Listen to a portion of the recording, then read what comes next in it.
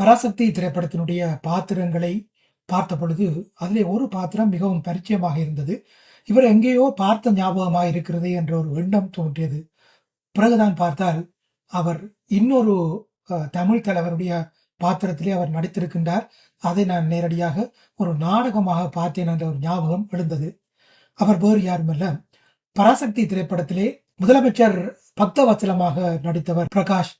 அவர் இன்னும் ஒரு தமிழ் தலைவராக தோன்றி நடித்திருக்கின்றார். அதை பற்றி பகிர்ந்து கொள்வதற்காகத்தான் இங்கே வந்திருக்கின்றேன். அதுக்கு முன்னர் பராசக்தி திரைப்படத்திலே இடம்பெற்ற அந்த முதலமைச்சர் பக்தவத்சலம் அவர்களை பற்றிய சிறு குறிப்பை தந்துவிட்டு, நான் பார்த்த இன்னும் ஒரு தமிழ் தலைவராக அவர் என்ன பாத்திரத்திலே நடித்தார் என்பதையும் பார்த்து விடுவோம். இந்திய ஒழிப்பு போராட்ட சூழலிலே தமிழ்நாட்டிலே காங்கிரஸ் ஆட்சி நடைபெற்றுக் கொண்டிருந்தது.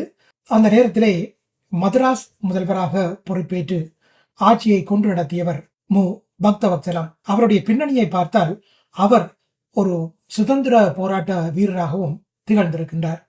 இப்படியாக அந்த பாத்திரம் பராசக்தி திரைப்படத்திலே காண்பித்ததை அந்த படத்தை பார்த்தவர்கள் பார்த்திருப்பீர்கள். இந்த பாத்திரத்திலே தோன்றி நடித்தவர் பிரகாஷ் என்ற ஒரு கன்னட அரங்க நடிகர். அதாவது அவர் திரைப்படங்களை விட அரங்க நடிப்பிலே கைதேர்ந்தவர். இனி நான் என்னுடைய அடுத்த பகுதிக்கு வருகின்றேன். ஆகவே தமிழகத்திலே ஒரு தமிழகத்தினுடைய அரசியல் தலைவராக பக்தவத்சலமாக நடித்தவர் பிரகாஷ். இன்னும் ஒரு தமிழ் தலைவராக தோன்றி நடித்திருக்கின்றார். திரைப்படத்தில் அல்ல, ஒரு நாடகத்தில். அதை பற்றி சொல்வதற்காகத்தான் அடுத்த பகுதிக்கு நான் வருகின்றேன். கவுண்டிங் அண்ட் கிராக்கிங் என்ற ஒரு நாடகம் சிட்னியிலே மேடையேற்றப்பட்டது 2019 ஆண்டிலே. அந்த நாடகத்தை பொறுத்தவரையிலே தமிழர்களை விட பெருந்திரளாக வந்தவர்கள் ஆஸ்திரேலியர்கள். அந்த நாடகத்தை பொறுத்தவரையிலே சும்மா ஒரு நாள் 2 நாள் அல்ல, தொடர்ச்சியாக 2 வாரங்களுக்கு மேல் பகல் இரவு என்று காட்சிகளாக, அரங்கம் நிறைந்த காட்சிகளாக அந்த நாடகம் அமைந்திருந்தது. அந்த நாடகத்தை இயக்கியவர் கணித துறையிலே பேர் போன பெருங்கல்வியாளர், ஈழத்தினுடைய அரசியல்வாதியாக திகழ்ந்த அடங்கா தமிழன் சி சுந்தர்லிங்கம் அவருடைய பூட்டன். இந்த நாடகத்தினுடைய கதைப்புலமும் அடங்கா தமிழன் சுந்தர்லிங்கம் அவருடைய அரசியல் வாழ்வோட்டத்தோடு தான் பின்னப்பட்டு எழுதப்பட்டிருந்தது. யார் இந்த அடங்கா தமிழன் சுந்தர்லிங்கம்? செல்லப்பா சுந்தர்லிங்கம் என்ற இலங்கை தமிழ் அரசியல்வாதி மற்றும் கல்விமான்.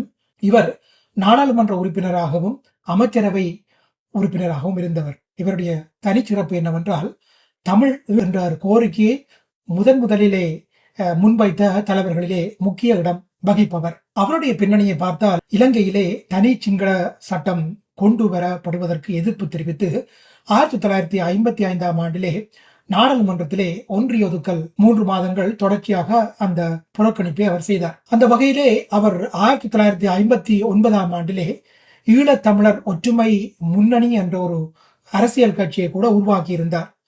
இந்த கவுண்டிங் அண்ட் கிராக்கிங் என்ற நாடகத்திலே அந்த காலகட்டத்திலே தனிச்சிக்கல சட்டம் கொண்டு வரப்பட்ட சூழலிலே அடங்கா தமிழன் சுந்தர்லிங்கம் அவர்களுடைய வாழ்வியல் பின்னணியோடு அந்த அரசியல் வரலாறு நாடகமாக அரங்கேற்றப்பட்டது. தமிழர்களை விட ஆஸ்திரேலியர் பலருக்கு நம்முடைய பிரச்சனை, நம்முடைய இந்த தமிழ் மீதான அடக்குமுறை போன்றவை கொண்டு செல்லப்பட்டது.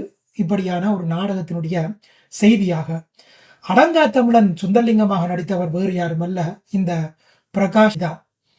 பாருங்கள், 2 வெவ்வேறு நாடு, ஒரு பக்கம் ஹிந்தி ஆக்கிரமிப்பு, இன்னொரு பக்கம் சிங்கள ஆக்கிரமிப்பு. 2 வெவ்வேறு நாடுகள். ஆனால் சூழலை பொறுத்தவரையிலே இன ஒதுக்கல் அல்லது தமிழ் மீதான அடக்குமுறை என்பதை பின்புலமாக கொண்ட அந்த காலப்பகுதிகளிலே பார்த்தீர்கள் என்றால், ஒரு பக்கம் பக்தவத்சலம் என்கின்ற நேர் எதிரான கதாபாத்திரமாகவும், இன்னொரு பக்கம் அடங்கா தமிழன் சுந்தர்லிங்கமாகவும் நடித்திருந்தவர் இந்த பிரகாஷ். அவர் அண்மையிலே ஒரு பேட்டி கொடுத்திருந்தார். அதிலே இந்த ஆங்கிலம் என்பது ஒரு பொது மொழியாக, ஆங்கிலம் என்பதனுடைய முக்கியத்துவத்தை மிக அழகாக சிறப்பாக குறிப்பிட்டிருந்தார். அந்த பேட்டியை நீங்கள் கண்டிப்பாக பார்க்க வேண்டும்.